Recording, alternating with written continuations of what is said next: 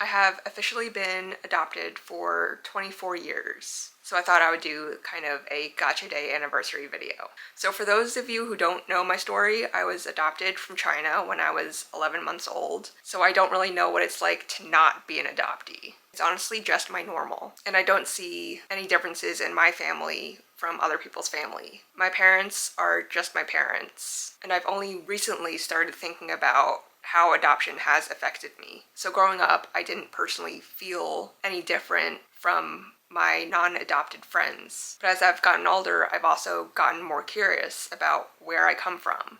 As I've started looking more into what it is to be adopted, I've kind of come to the understanding that it's going to be a lifelong journey.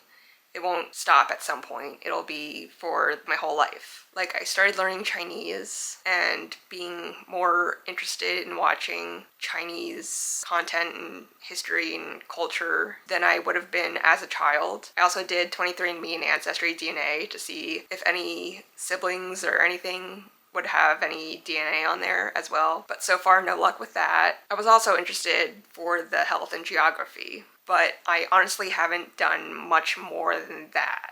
And I honestly think that it's because I don't personally feel like I need to find my birth family or anything, but it would just be nice to know. It's more like curiosity than anything. But thinking about my adoption more, I've also become more aware of how adoption has affected me in general, like it does for many adoptees all over the world, no matter their situation. And I think something that I've learned is that this is a process that I'm going to be dealing with for my entire life. It's going to be a lifelong journey. It's not something that's going to stop at some point. I'll always be an adoptee, and it's going to be something I'm always going to have to live with. And I may never have any questions I have related to my adoption answered, and I'm okay with that, because I know that if I really, really wanted to find my birth family, I would very likely be disappointed, because the amount of information we have, it's basically nothing on them at all. So I kind of accept the fact that